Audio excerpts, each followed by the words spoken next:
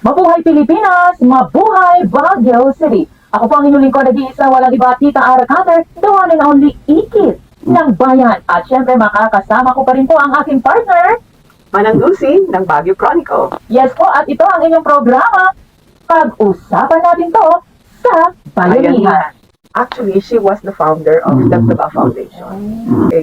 So, ang pag-uusapan natin ngayon ay hihingi tayo ng mga experience stories from the experience of Vicky as she served as with the United Nations and as executive director and founder of the Dagdaba Foundation. Nabanggit ni Vicky na ang mga indigenous peoples, mga IPs natin, are the best guardians of the world's biodiversity. So, pwede paki-expound Okay. naman. Well, yes. Kasi, di ba, ang the Convention on Biological Diversity, the World Bank, and all other scientific bodies have also been studying where is the biodiversity most conserved and developed, no? And the main finding, and this is a World Bank study, was that 80% of the world's biodiversity are found in, at least the biodiversity in forests, no? Are found in indigenous people's territories, no? Tapos, which is of course, we know for a fact because we defend our lands and territories and resources. We don't waste them. We have values that are in place that compels us to conserve our resources because the land and the territory and the resources, those are the basis of our cultures, our identities, diba, our knowledge, and so we take care of this. And generally, that's the other thing that I saw with indigenous peoples in various parts of the world. So that is really confirmed by studies. Tapos kung dito sa Pilipinas, may ginawa rin ang DEN actually and together with PAFIT like an overlay of where the ancestral domains are and where biodiversity is best conserved. Tapos may nagko-coincide. Nagko-coincide yung yung ganung kung saan yung ancestral domains, nandun din whether recognized or not, doon din yung pinakamayaman ang biodiversity.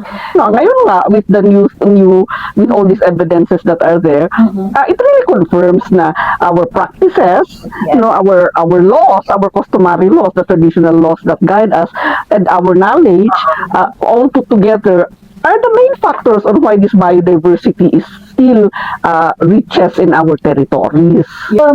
Sa tingin niyo po ba, dito po sa ating bansa, sa ating lungsod dito, napoprotektahan po ba ang ating karapatan? Well, of course, we have the Indigenous People's Rights Act, which is supposed to protect our rights, di ba? So, in a sense, it's supposed to be by law, it should be protected, di ba? Ang isang challenge lang talaga dyan, yung meron mga players na mas malakas kaysa sa, di ba? Halimbawa, yung meron tayong mga mining companies. Medyo maraming gray areas dyan. But from what I know, is kung may mga changes in the plan operations, of a mine or the operations, may panibagong permitting process. Tama yan. So, of course, in territories like it's ancestral domain, talaga nga they have to go through that. So, it's one, we have to pay attention to things like that. So, Let's continue our topic for today. We're talking about indigenous people's rights. Minsan talaga ang mga ating kalahi palaban eh. Ay, oo. Kaya naman na-maintain yung ating environment. Ako yun, alam nyo lang ito. Oo. Yun ba, dapat ganun ho pa tayo makipag negosasyon sa mga kausap o pwede naman natin daanin po sa papel? Paano po? Ang problema kasi, yun nga, yung maraming irregularities talaga, di ba? Yung, halimbawa, alam naman ng people are educated, they know that before their land is going to be exploited, kailangan may consent sila and there is a process that needs to be undergone, di ba? Minsan sinu-shortcut yan. Tapos hindi naman natin nila lahat. Hindi naman nila lahat minsan. Tapos yung isang problem din dyan, di ba yung, halimbawa, yung incapacity ng NCIP to really undertake yung field-based investigations nila kasi they are so dependent on the developer to provide the resources for them to be able to go on field. Di ba? At saka, syempre, you don't bite the hand that feeds you. Di ba? Kaya problem talaga yun kasi very incapacitated ang NCIP in terms of resources, in terms of technical know-how, and for the law to be implemented, they have to be provided the adequate resources to be able to undertake their job. job in implementing the law. I had an interview with them.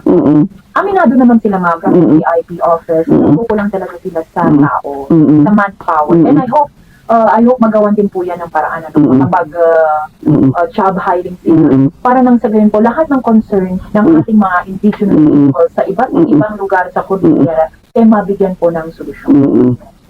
Pero ano rin, well, given that, may mga din, probably resources that the IPs can tap into. Kasi nabanggit nga natin kanina na yung indigenous knowledge ay napaka-importante in managing their territories. So, with the experience in the other countries, paano matutulungan, paano makapag-access itong mga IP communities natin for resources na that would strengthen their position. Kasi ito nga parang negotiation yan. If a project comes in, let's say, may mga mapatas na tayo, but well, they can do better. Pero ang sa akin din is strengthening the community. Paano natin sila we've heard a lot of stories in other countries na they were able to get help from other entities even outside the country. Paano po sila? Well, first of all, syempre yung main thing to do this talaga yung empowerment ng community itself. Diba, na alam nila kung ano yung karapatan nila and they are able to use mechanisms to strengthen the implementation of these rights. For instance, may grievance mechanisms. So meron, halimbawa, project dyan na which is which is funded by the World Bank. They can complain to the World Bank if there are projects na hindi kinukuno ang concern nila. Pwede rin silang mag-submit sa UN ng complaints, the Committee on Human Rights and the Special Rapporteur. When I was a Special Rapporteur, that was what I was doing. Basically receiving complaint from them and then writing to the government or to the corporation. Diba? Lucy, it's a good thing that we have that foundation. Kasi yan ang trabaho nila diba? To help our indigenous peoples all over Cordillera. So thank you ma'am sa iyong foundation. Buong Pilipinas, several parts of the world. We have partnerships. The problem right now, you are an indigenous group to your place, come to our foundation. At saka talaga, yung isang dyan talaga, yung resources, you ask about resources. Kasi there are naman several donors who are willing to provide resources to indigenous peoples so they can, halimbawa, if they have to file a legal case, di ba? Ano naman yan, yung they need resources to do that para bayaran yung lawyers. Kasi yung isang na-discover ko, yung kaya hindi sila nag-ano ng case, maski na totoong malakas yung case nila. Kasi wala silang pambayad, yung mga pro bono lawyers, pahihintayin ka forever kasi marami rin silang hawak. Diba? So you have to provide those kinds of resources. And there are institutions who are allowing for that to happen, yung mga donors. Tapos ngayon meron tayong IPRI, yung Indigenous People's Rights International, na when we established it, I'm a member of the board. I was one of those who found it. It was really meant to provide support to indigenous peoples who are either criminalized because they are protesting against the wrong things that are happening in their community, but also to provide legal and sanctuary funds. Halimbawa, if you have to leave your community dahil tinitreaten ka, magpo-provide din yan. Tapos globally, yung meron mga donors who are willing to do that, and we can provide that kind of link, facilitate the links. Yeah, kasi yun naman isang role namin, diba? So there are increasingly, dahil nga nakikita na may malaki pala ang kontribusyon ng indigenous peoples, hindi lang pala problema ang kanilang, yung the fact that we kept 80% of the world's biodiversity, the fact that the best ecosystems that are still around are found in indigenous territories, nakikita ng mga philanthropists din yan. And they are willing to further strengthen. Diba? Halimbawa, meron isang bagong philanthropic body, Niatero, na nagbibigay talaga siya ng support para mapalakas yung guardianship ng indigenous peoples over their territories. So we have several of those and they are increasing as we speak. Kaya tingin ko, kung hindi ma-provide man ng gobyerno o ng iba ang ganyang support, we can help facilitate those kinds of support to be made available to our communities. Ayun. So, good yun. Aming mga viewers and listeners may mga concern na ganyan, may it's just they're just a call away or a visit away. The foundation. They are open every day. Oo naman, until Saturday, the whole day. So we're okay. And of course, pinapag-usapan ko din po ang ating mga lawyers dito sa Cordillera. Napakarami po natin. We are ang Indigenous people turn out to be lawyers of our land. Why not help our practice as well? Yeah, exactly. Oo. Tapos yung isa pa dyan, yung halimbawa, yung sinasabi natin ng mga customary practices and knowledge natin, we also are enjoining the agencies to, for instance, the Department of Education, they should really allow for those knowledge to be taught in the schools. Kasi natutunan lang natin yun from our elders at saka sa practice natin sa community. Pero sa schools, halos wala naman tinuturo, di ba? Kaya nga, yung value ka. Hindi na ako pati ito. Oo. So, ano rin, I was moving towards how do we revitalize yung mga kultura natin. They ensure that it gets passed on, especially the indigenous knowledge on, let's say, resource management. Di ba napakagandang experience ng ating mga ninuno yan? Yes. But sometimes it gets lost kasi we're educated. And then sometimes we're not I myself, ma'am, do not know how to talk our language. But I understand. Ako fluent ako sa kalay kasi yun ang language namin sa bahay. How do we preserve The language. continue not only our language, ano sa tingin nyo ang dapat natin i-preserve? Is it our culture, our tradition, our language, or our character and manners? Well, it's really the values that were given to us, no? Halimbawa, di ba sa amin, at least sa Kamakla, meron kami yung inayan, di ba? Yung inayan, yung parang tabu na gagawin mo ito, you are not supposed to do this, you are supposed to treat your neighbor in a better way. So, kung hindi, parang karma rin yun, di ba? So, very strong yan, sa amin, yung parang kapag ikaw ay masama, isasabihin nila, inayan, I would balikan sa kusika, di ba? Yung ganon, so talagang yung that value system, the value systems of yung ganyan nga, yung parang there are rules that should guide you in relating with your neighbors, with your environment. There are rules that dealing with conflicts, for instance, di ba? Tapos yung system na yung pinapass on mo to the next generations and through your practice din syempre kasi kaya it also starts with the family syempre, di ba? Pero as I said earlier, like for instance, the agency should also do their part, like the ENR to a certain extent, parang inisinama nila yung batangan, di ba? Yung batangan system natin sa Busaw, meron kaming batangan system na kung sa pagbabantay ng forest, it's a collective responsibility, di ba? And that's part of the value na you are obliged, it's your responsibility to take care of the forest, di ba? Alam mo, Manang Lucy, parang sa Bible lang yan eh. Diba? What you do unto others. Yeah. Balik yan sa'yo. Exactly. So in Matthew 7 verse 7. Wow, alam niya. So naman, ang sabi niya doon, the golden rule. Do unto others what others do not want to do unto you. Exactly, yeah. Diba? Pero inayan natin. Exactly. That's inayan. Totoo. So, siguro we'll end up with something.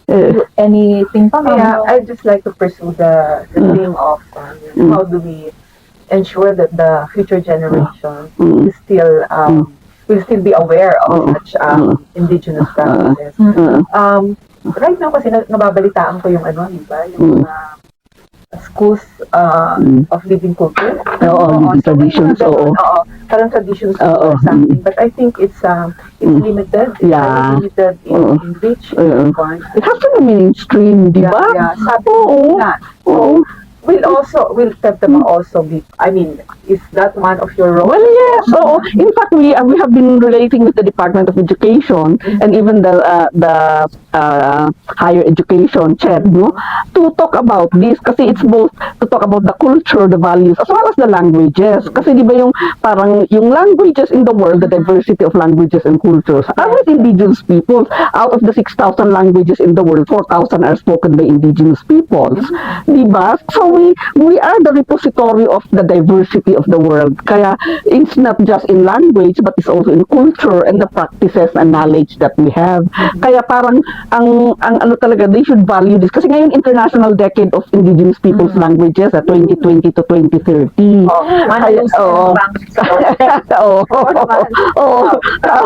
Tapos yung isa hanggang ngayon, di ba, pag may kasal tayo, pag may mga celebrations tayo, sumasayaw pa rin naman tayo. Tapos yung yung ating mga chance.